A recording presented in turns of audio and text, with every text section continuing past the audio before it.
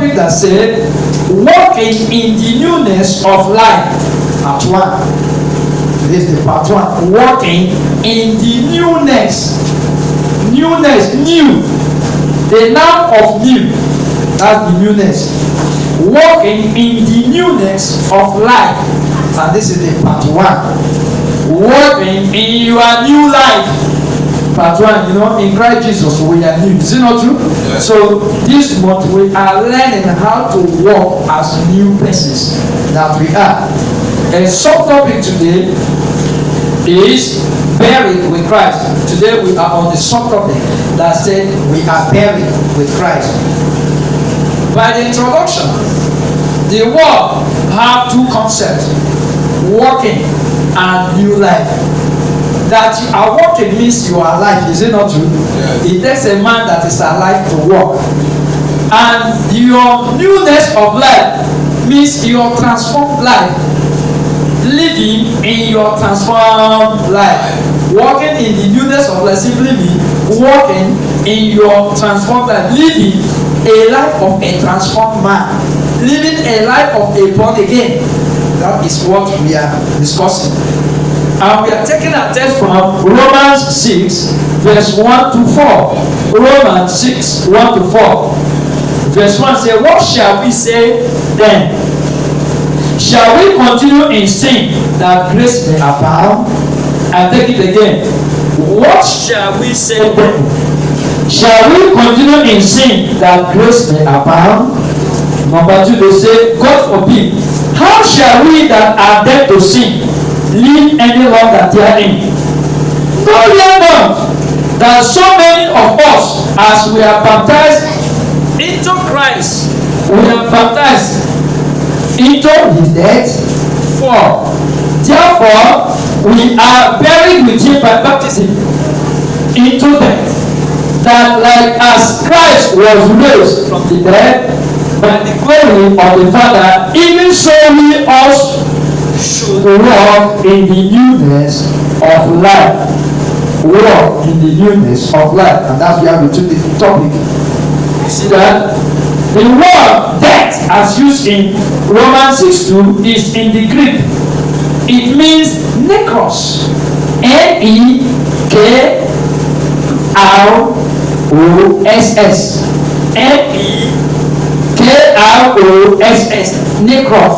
Which means spiritual death. Nekros means spiritual what? Death.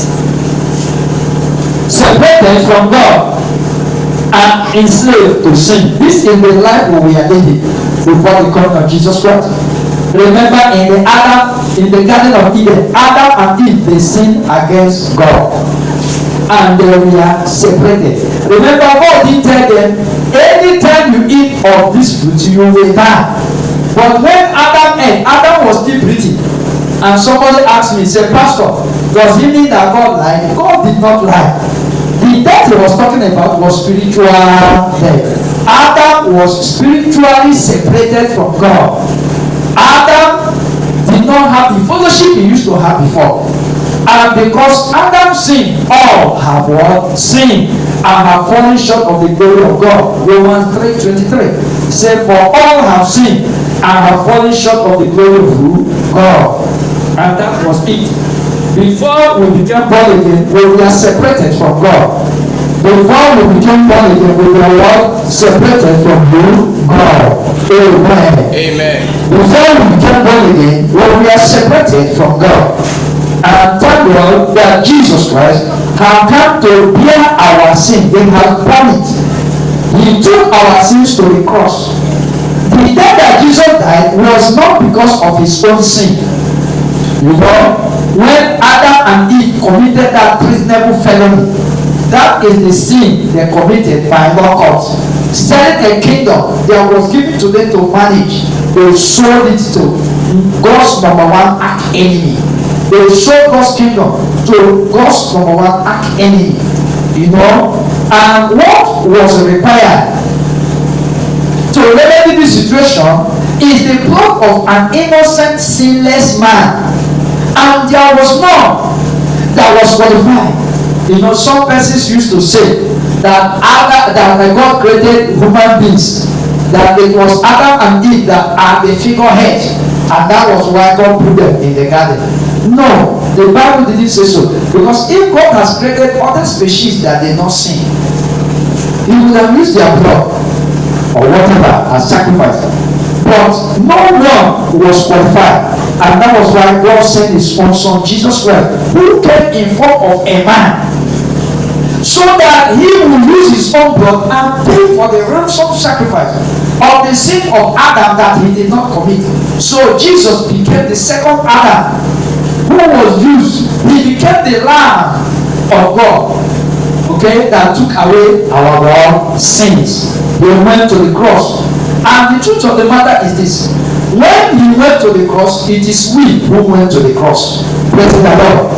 When we became born again, we are buried with Him. We are now together with Him. That was why Apostle Paul said, I am crucified with Christ. Nevertheless, I live. It is not me who is living, but Christ lives in me. Which means that day they were nailing Jesus. If you are born again, it was you that they were nailing. They were nailing you in Christ. Praise the Lord. Hallelujah. The day they buried Jesus, they buried you. The day Jesus rose from the dead, you raised from the dead. So what Jesus did was for you and for me, not for Himself. You know, I was discussing many years ago with a Muslim man. He said Jesus did not die for the sin of the world, that Jesus died for His own sin. I said, which sin then did Jesus commit?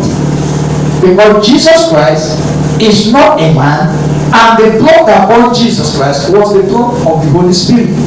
Because it was through the power of the Holy Spirit that Mary became what? Pregnant. So Holy Spirit is the Father of Jesus Christ. So we are there. If you test the blood of Jesus Christ, I mean as human being on earth, you will not see the blood of Joseph there. Praise the Lord. Because who gave birth to a child? A man that impregnated a woman that gave birth. It is the DNA of the man. Is it not true? As you test it, you see that the man's blood and the child's blood is the same. So, if the Holy Spirit was responsible for the pregnancy of Jesus Christ, therefore, it is the Holy Spirit that is responsible, okay, is the Father of who? Jesus Christ. Church, am I talking? Yes, sir. Now, there are consequences of sin. Consequences of sin. We have the spiritual consequences. We have the emotional consequences. We have the physical consequences and the relational consequences. Let us begin to deal with them one by one. Spiritual consequences. What is the meaning of this word consequences? What is the result? What does sin result? What benefit do we derive from committing sin? Are there good benefits? Well, there is no good benefit. There is always evil, negative benefit. Because the result of sin is never sweet. Praise the Lord. Hallelujah. Number one, sin causes separation from God. When we commit sin, it separates us from who? God. Isaiah 59 verse 2. Isaiah 59 verse 2. He said, but your iniquity have separated between you and your God, and your sin have hid His face from you, that He will not hear. So it is not God that removed His ear, but it is your sin that removed God's ear. This thing is two. There are two things there. Sorry. Look at it. I refuse to give you my ear because of the bad thing you do. It's a different thing. That the bad thing you do is what got my ear. Okay? Which means your sin is what make you to take off your attention from God. It is you that take your gaze from Him, not Him. Because He is always ready at all times to help you. Praise the Lord. Hallelujah. But your sin is what is causing you not to hear the voice of this God. It is your sin that blocked the ear, the gap. It is your sin that brought the separation between you and your God. Not God that wants to separate for you, but it is you that is separating yourself from who? God.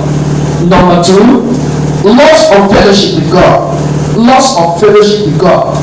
One of the consequences, spiritual consequences of sin, when we commit sin or when we are in sin, it causes loss of fellowship with God. Loss of fellowship with God. 1 John 1 verse 6. 1 John 1 verse 6. 1 John 1 6. If we say we have fellowship with him and walk in darkness, we lie. We do not do the truth. You see that? There is no how you are living in sin and you claim that you are having fellowship with him. You are only faking it. Now listen to me. There is difference between committing a sin and living in sin. These two things are different. If you are a child of God, you fall into sin. A child of God by mistake can fall into sin. There are sin of omission and there are sin of commission. But all sin is sin, yes. But there are sin that we willfully do. There are sin that people do by enjoying doing it. There are chronic liars that liars have eaten their vein. They must lie because they like lying. Are you getting what I'm saying? Yeah. And sometimes a child of God can fall into lying. If you are here, you fall into lying. What do? You go back to God and say, I am sorry, and take correction immediately. As a mistake you have made, and either somebody tell you, brother, you have lied, or don't do it again, or maybe suspension. Yeah, you receive it and you are willing to leave it. It's good. That one you fall into sin. But sin of commission, you committed yourself to it. Okay, you are doing it. That type of sin is a sin of unrighteousness. It's a sin of unrighteousness. I said, if we say we have fellowship with him and we are walking in darkness, and many believers are doing it, they are saying they have, but no, they are not having no. They are only saying. In this dispensation we have so many sayers.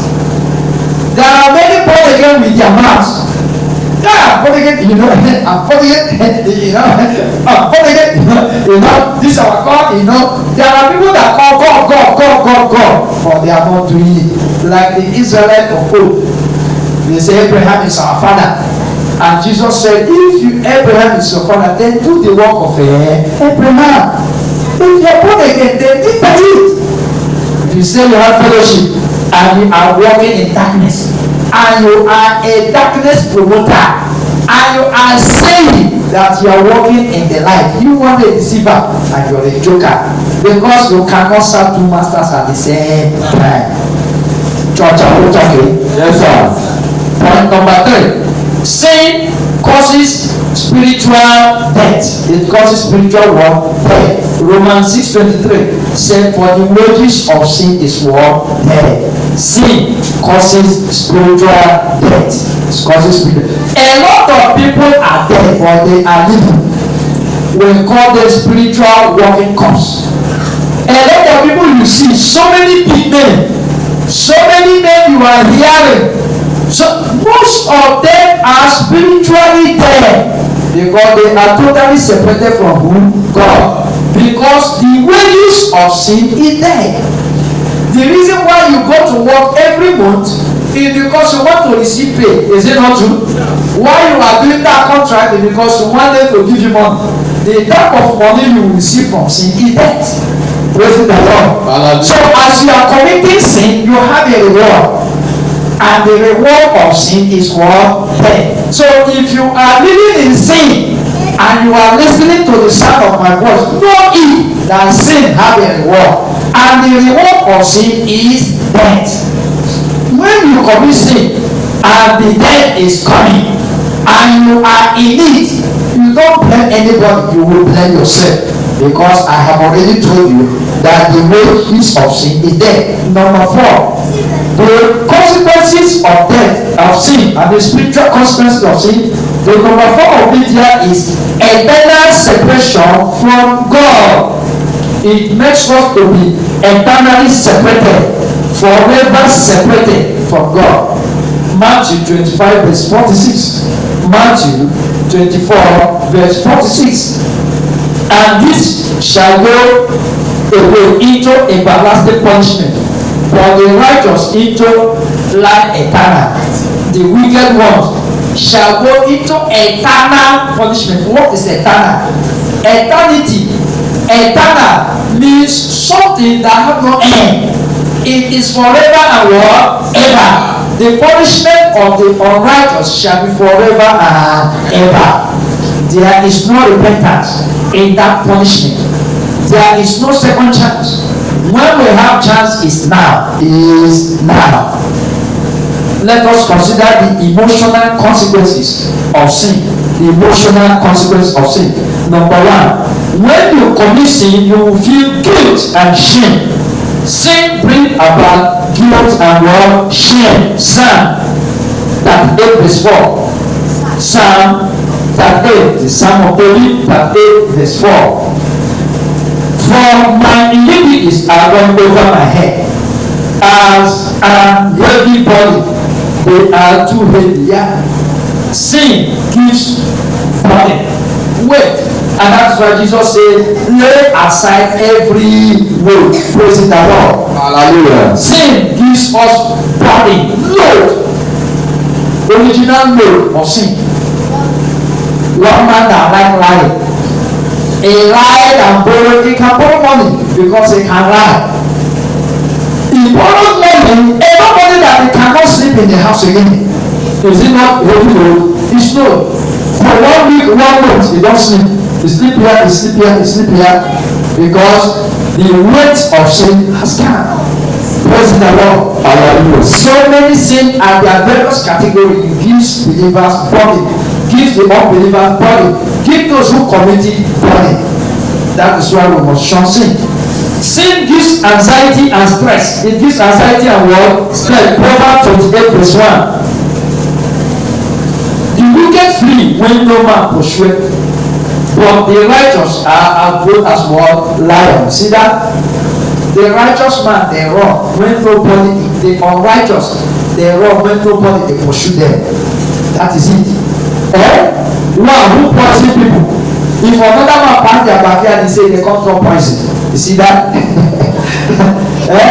Because he knows that he always go to people's backyard to drop poison. So when people go out their backyard, one man, when people in the village want to come to their, in the village setting, you go to people's house to look for fire, you go there, there's no branches in those days.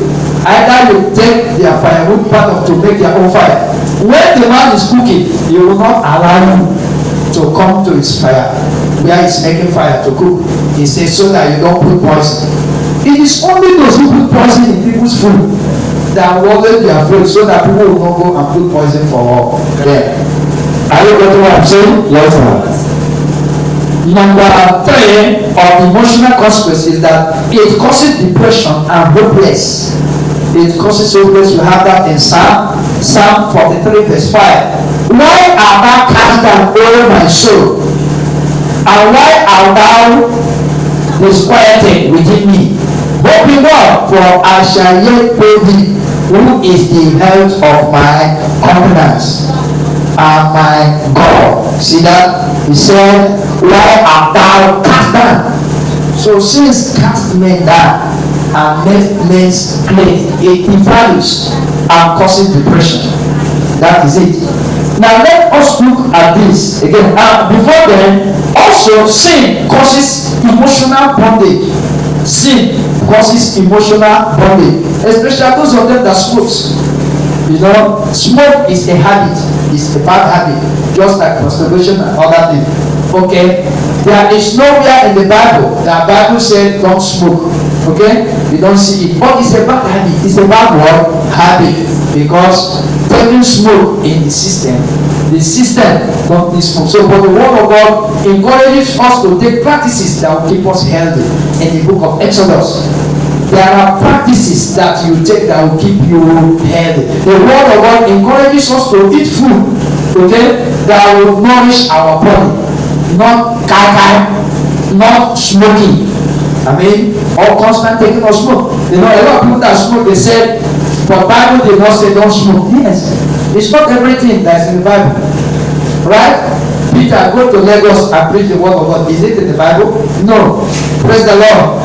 But there is preach the word of God to all nations, including Lagos. When the Bible said, eat healthy food, don't eat food that will kill you.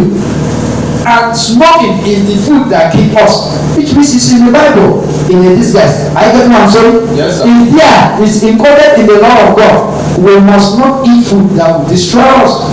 When you are taking too much of alcohol, you say it's not in the Bible. Well, look at how your body is now. Is the alcohol helping you? That is it. The smoke you are taking, is it helping your health? You can run from here to town hall before, but now you cannot run. Small walk, you are panting because you are smoking. That is why you must quit. You are into hard drugs, and it's changing your character. It's enslaving you. When you don't sleep, you want to die. So, and you have borrowed. The drug have made you a slave. Okay, that you are only here and there, and you have started selling all your properties, including your trousers and shirt. You are selling them. Okay, it's not like, look at it there. Is it holy? It's no more. Praise the Lord. Now let's talk about physical consequences.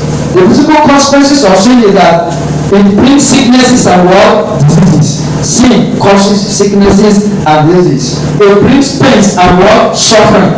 It brings premature death. Yeah, sin brings physical bondage. It makes us to be physically in bondage. It makes us to old. It makes us to sick and die. It reduces us. Praise the Lord. Hallelujah. Now the relational consequences. It damages relationship. Sin have destroyed so many relationships, especially unfaithfulness. So many women have been sent away by their husband because of the unfaithfulness of their wives, so many men have sent their women packing because of the unfaithfulness of their wife, and so many men have left their men because of their unfaithfulness also. You see that it causes a destruction, okay, in relationship. It causes lack of trust in our relationship. It brings strife at home, conflict and strife at home. See that? It brings isolation and loneliness. Sin brings isolation and loneliness. It causes family breakdown. It causes what? Family breakdown. Sin is dangerous. Sin is a thing that we must shun. If you are a child of God, you must shun sin, because sin is a killer. You can see in every aspect of our life, sin is highly destructive, both physically, spiritually, emotionally, and otherwise. Sin is a disease. Sin is a disease. Sin has consequences, but God offers forgiveness. That is the truth. Satan cometh to steal, to kill, and to destroy. And Jesus has come to give us life in abundance. Especially those of us that have found Christ. Why should we remain in sin again? And that is why the book of Hebrews 12:1 says we should lay aside every sin, every little sin, every weight that is we are easily entangled with, that easily beset us. We should lay them aside. Kick out those sins that you always commit. That's what you are saying. Because there is no sin that is small. That sin that we say is a small sin can kill us. Sin is a killer. Sin is a killer. Every sin at all levels must be shunned. You know the truth. Sin itself has no power over us. Why? Because Jesus has defeated the man of sin. We are committing sin because we want to commit. Anybody Anybody who commits sin is a man that wants to commit. Why? Sin don't have power. Romans 6:14 says, for sin shall not have dominion over you. Sin, let it not rule you. I told you that several. There are some of you here that even if you are not a Christian, you can't be a prostitute because you have been trained like that. There are some of you here that can never go into armed robber. Even if you are not born again, you can never be an armed robber. Why? You have made up your mind not to be an armed robber. So, running away from sin needs decision. It needs what? Decision. You must decide and make up your mind that you are not going to commit sin, and that stand your ground. Repentance and following Christ need decision. Need what? Decision. Strong decision. And Daniel had that decision that he will never bow down to any other God. Shadrach, Meshach, and Abednego had that decision. For we will never bow. Oh King, be it known to you, we will not. We will not bow down to this your animal you molded. Not even real animal. Animal that is created by God. I can't serve my fellow man. Not to serve animal. Not even real animal. If it is fresh goat, it's different. This one is a goat, a cow that they molded me to bow down because you are the king. Never. And they stood their ground. That is what needs to resist sin. Now you know the consequences of sin. Now that you have known, run away from it. Most of us see, they read Nigerian constitution to us. Is it not true? Why did they write the constitution and they read it loud? It's so that we will know them and run away from them. Imagine you and going to a place and we are danger, don't go. Will you go? They say highly explosive trespassers. Go off and you are going. You want to die. So now that we have known the consequences, it is for us to shun them. We didn't just read them for reading's sake. For you to know the danger of these sins so that you can run away from them. Sin has consequences, but God offers forgiveness, redemption, and restoration through Jesus Christ. They offer forgiveness, redemption, and they offer restoration through the blood of Jesus. Romans chapter 5, verse 8 to 9. Romans 5, 8 to 9. It said, but God commanded his love towards us, in that while we are yet sinners, what happened? Christ died for us. Romans 8, 5, 8, and 9. 8, again I repeat. But God commanded his love towards us, in that while we are yet sinners, what happened? Christ died for us. 9. Much more then, being now justified by his blood, we shall be saved from the wrath through him. We are the justified. We are the just. We have been justified. We have been acquitted. We have been declared righteous. So we are free from the judgment that is to come. Live your life like that. Look at your neighbor. Say, neighbor, live your life like a born again Christian. Don't live like a sinner. Some of us are born again sinners. When you are a born again sinner, then you are not fit for the kingdom. When you are born again, you are still living a carnal life. Carnality means those Christians that are born again, but they are still living in sin. It is carnality. Carnality is a word for the believers, not a word for unbelievers. Carnality are for those Christians, they are born again, but they are living like the world. And that is what Paul said, to be carnally minded. When you live after the flesh, you will die.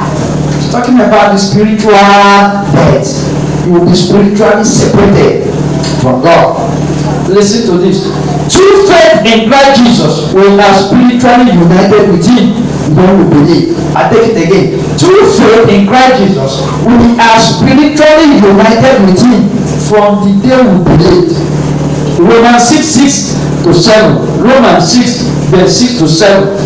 6 said, knowing this, that our old man is crucified with him. Our old man, our Adamic nature, was crucified with him the day we got born again.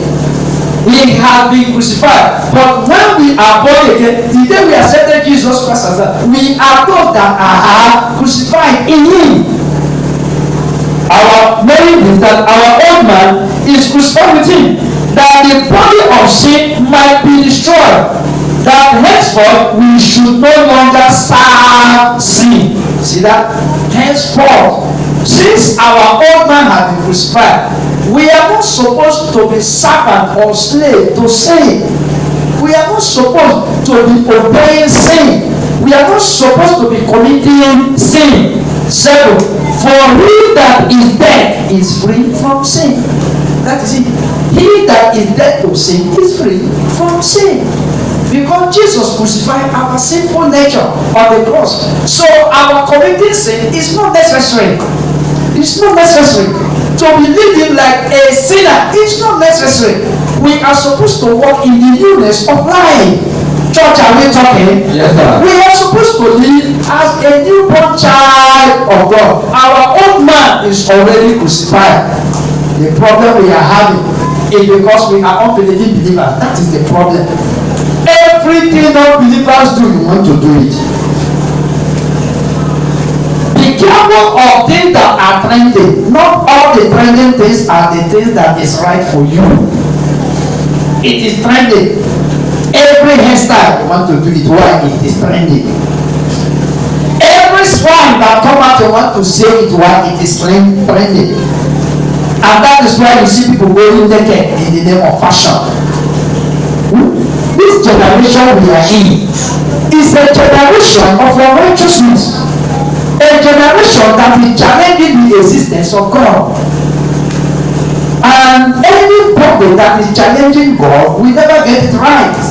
So if you are a child of God, you must be separated. You must be what? Separated. Praise the Lord. Hallelujah. Children of God have to be what? Separated from the world. Because we are in this world, but we are not of this world. We belong to a different kingdom called Kingdom of Light. Now we are not, we are in darkness, and we are being surrounded, and we carry out the activities of darkness. Why? Because we are under the rulership of devil, and we hear the voice of devil, and whatsoever he asks us to do is what we do. And those things we do are the things that are annoying to God. But when we got born again, we are not supposed to be living according to the instructions of the devil anymore. That's what we are preaching. We are buried with Christ, symbolizing the end of our old life. We are buried with Christ. This symbolizes the end of our old life. So we are crucified with him. Therefore, okay, Romans 6:4. Therefore, Romans 6:4. Therefore, we are buried with him by baptism unto death, that like as Christ was raised up from the dead by the glory of the Father, even so we also should walk in the newness of life. Listen carefully. The Greek word for baptism as used in Romans 6:4 is baptisma. Baptisma, which means immersing inside water, initiation into new life, into new community, identification with death, burial and resurrection of Jesus Christ. What gives you salvation is not the outward washing in the river. Listen to me. When you are not born again, you go into water baptism, right? When you are not born again and you go into water baptism, you have not repented. Before you go into water baptism, you must be born again. You must be born again. So what Paul is talking about here is our spiritual baptism, not the physical. Church, I get what I'm saying? Yes, sir. He's talking about the spiritual baptism. In Romans 6:4, the baptism here refers to the spiritual baptism that occurs when we put our faith in Jesus Christ. And that is the real baptism. The other baptism is the outward.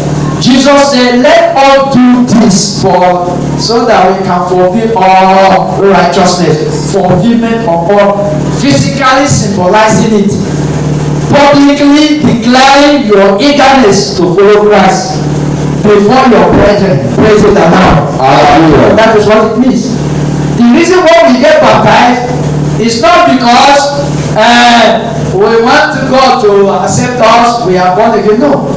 Born again, the Bible said you must believe in your heart, okay, and you must confess with your mouth. You must believe in Jesus' ransom sacrifice. That is the only qualification. He said you must be born again, and when you are born again, you go to the river to symbolize it. Praise the Lord. Hallelujah. You get to be baptized to symbolize it, to publicly declare to people, I am now a child of God. I am now willing to follow Jesus to the end. That is what the outward baptism means. But before the outward baptism, there must be inner baptism. Praise the Lord. So it is the inner baptism we are talking about here.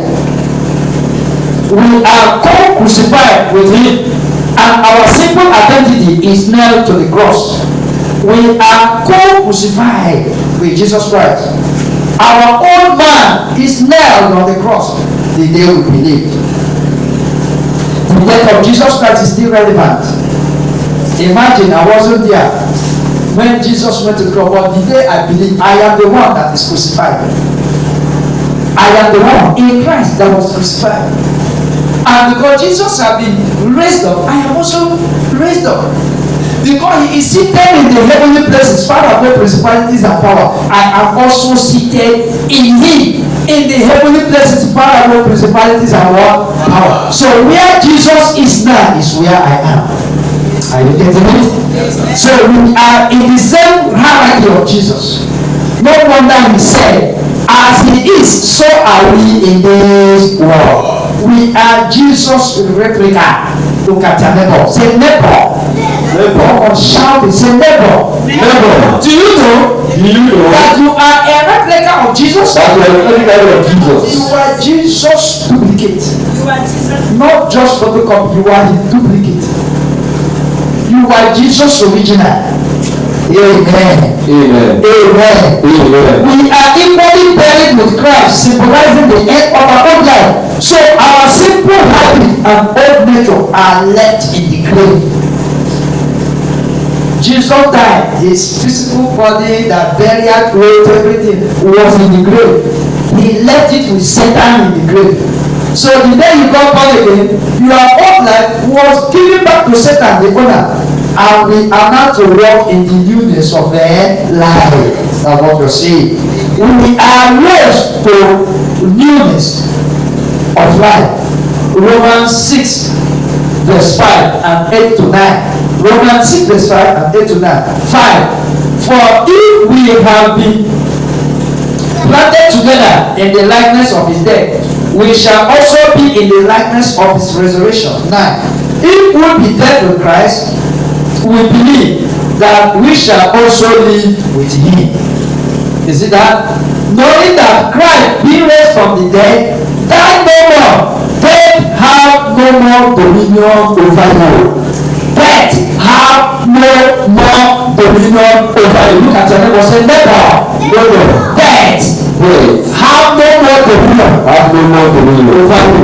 The word dominion means rulership. Death is not to rule you. That is why I, Pastor Peter Emmanuel, I am not afraid of death. I don't fear death. Death fear me.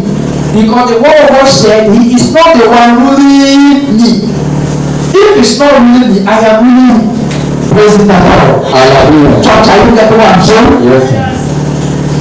We receive a new nature, new life, and new power through the Holy Spirit. Look at that. We receive a new nature, a new life, and a new power through the Holy Spirit. Our baptism with the Holy Spirit is a baptism into new life, baptism into new nature, baptism into power. He said, and you shall receive power Acts 1:8. After that, the Holy Spirit have come upon you, and you shall become witnesses. You shall become what? Witnesses in all the regions, including Nigeria. Praise the Lord. Hallelujah. Now, Nigeria wasn't mentioned, but he said uppermost part of the world, and which means Nigeria. Praise the Lord. Hallelujah. And a lot of people used to say, is Jesus from Nigeria? From Nigeria? What the nonsense. Jesus is from Nigeria. I am telling you, Jesus is more Nigerian than whatever you can even think about. In fact, Jesus is from my community. It's from my compound. I am telling you. And until you begin to see it like that, you may never walk in victory. We are seated with Christ in heavenly places, far above principalities and what? Powers. Very far. We are not talking of the Okwanje, the Mame Water. Those ones are lower class. The internal river in your village. We are talking about the principals. That is the ones that we are seated far above. Their Oga. We are seated more than their Oga. We are not dealing with their little boys. All those Okwanje, all those all those ones are their baby. We are dealing with their principles. We are far above their Oga, the head man. We are more than them. Not to talk about the, when you are a CEO of a company, I want to meet your fellow director. If you see the security and they say, I want to see Oga, I want to see Oga. If somebody have a connection with the governor, and the boss attorney say, come on, can I talk with the governor? Because he's dealing with a higher level. Praising the Lord. Hallelujah. So in Christ Jesus, we are in our higher level. Live in the newness of your life. Remember that you have been united with Christ in death and in resurrection. Live according to the new life. That's what I say. You must let go of sinful communion. You must let go of sin dominating you. You must read it off. Romans 6:14. For sin shall not have dominion over you, for you are no longer under the law, but you are under grace. Sin does not have the moral right to rule you anymore. It don't have moral right. Before we became born again, sin was our master, but now sin have no right over us. It's just like you are married to one local man until you quit that marriage. And now a big man went to do man, a governor, a president is marrying you. Will that poor man come and be giving you condition again? In fact, when you drive to the village, the man will run. They will come and beg you one time. Because level have changed. By redemption, our level, our stature have changed. We are no more in darkness. We are far above. Far above. So you must carry far above mentality. You must do what? Carry far above mentality. And until you carry it, devil keep mesmerizing you. Number 2, you must yield to God's righteousness. You must yield to God's righteousness. Now, listen to this. There is a difference between righteousness and holiness. When you are born again, you are holy. You are not holy because of the work you are doing. You are not holy because you go to church. You are not holy. You are holy because, you are righteous. You are not righteous, because when you go to church, you are holy. It's act of holiness. Praise the Lord. But you are not righteous because you are coming to church. You are not righteous because pastor said you are righteous. You are not righteous because your neighbor in the yard said you are righteous. You are righteous because Bible says so. He said, if you confess your sin and believe in your heart and confess your sin, you shall be what? Saved. For with the mouth confession is made, and with the heart, with the heart man believeth unto what? Righteousness. That is all. 2 Corinthians chapter 5:21. Okay, let us read it. 2 Corinthians chapter 5:21. Tell us who is righteous and what it takes to be righteous. Church, are we talking? Yes, 2 Corinthians 5:21. For we have made him. Who is the him there? Jesus. For he has made Jesus to be sin for us. We knew no sin, that we might be the righteousness of God in Christ Jesus. So Jesus is our righteousness. Are you getting it? So once we are born again, we have been declared righteous. If you are confessing, oh God have mercy, if it is from your mind and you have taken that decision, you have been declared righteous by God. Heaven have declared you righteous. Then you are to work out your holiness. You are to work out your own holiness. Like by coming to church, it's a work of holiness. Praise the Lord. Hallelujah. He said, "Be ye holy, for I the Lord I am holy." Be ye. So there is a work to do in becoming holy.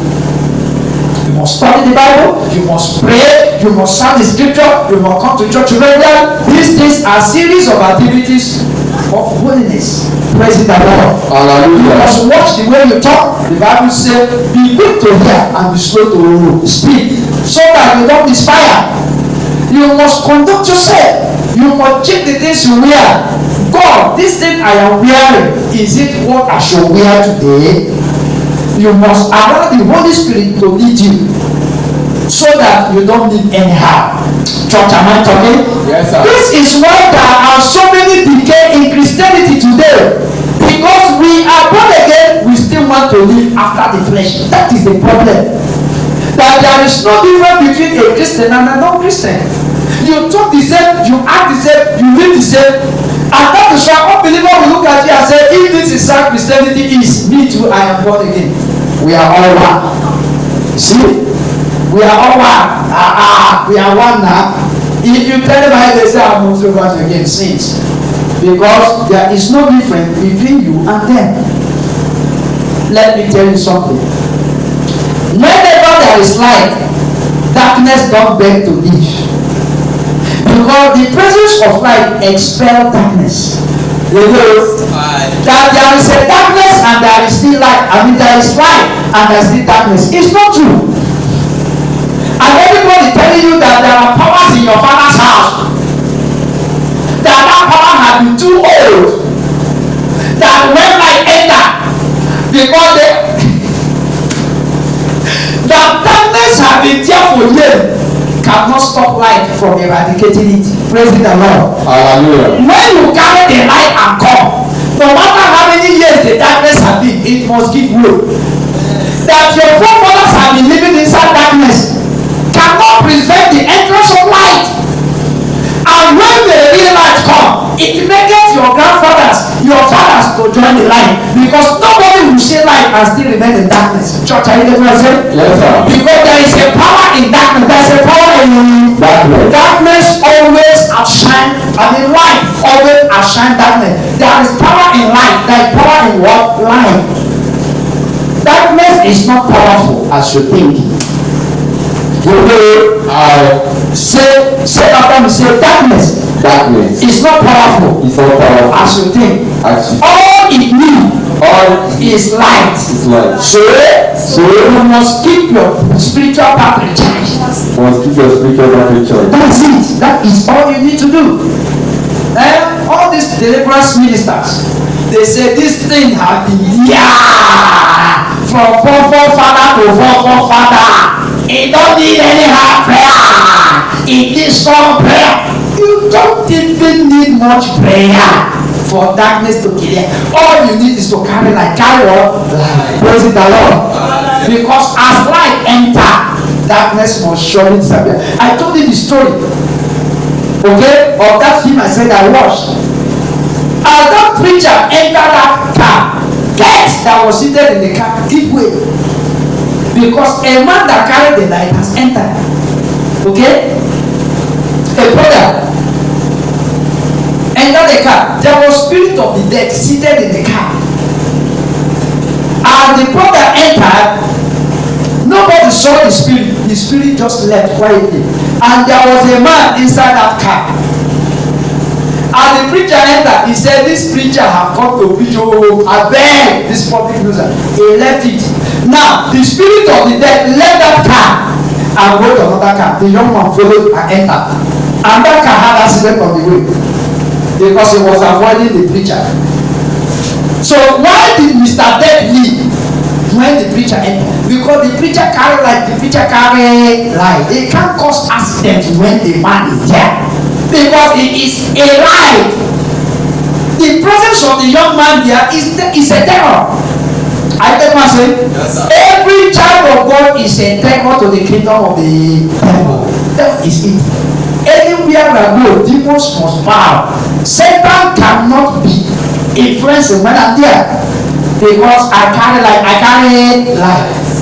So that is how you are supposed to live your life. You must have the consciousness of the power of God in you and begin to live your life like that. Now, since I know I have life, I must safeguard my light. I will not allow my battery to go down. And how do I recharge my spiritual battery? Constantly feeding on God's word. Constantly feeding on God's word. Study. Nourish your life. Nourish your spirit with the word of God. Be fervent in prayer. Be fervent in prayer. Pray out of season. Pray in season. Pray out. Pray all manner of word prayer. Talk in tongues at all times. Don't blame it. Don't fake it. Ask the Lord to give you that utterance and begin to speak. When you are talking in tongues, you are communicating with God. Praise the Lord. Be a doer of God's word. Be a doer of God's word. This is how to recharge your spiritual battery. Look unto Jesus, the author and the finisher of your faith. You must walk by faith and not by your sensory perception. You must walk by faith, not by how you feel, not by what your physical senses is telling you, but what the word of God is telling you. You begin to act God's word and begin to speak God's word. Begin to use your mouth to declare the things you want. Begin to speak to mountains and begin to bind powers of darkness that are open. That is how to recharge you. That is how to bounce at all times. That is how you should live your life. My prayer today is that as you begin to do it, there will be a strong manifestations in your life. Amen. Stand to your feet. Stand to your feet and lift your hands towards heaven. Stand to your feet and lift up your hands. Say, I know who I am.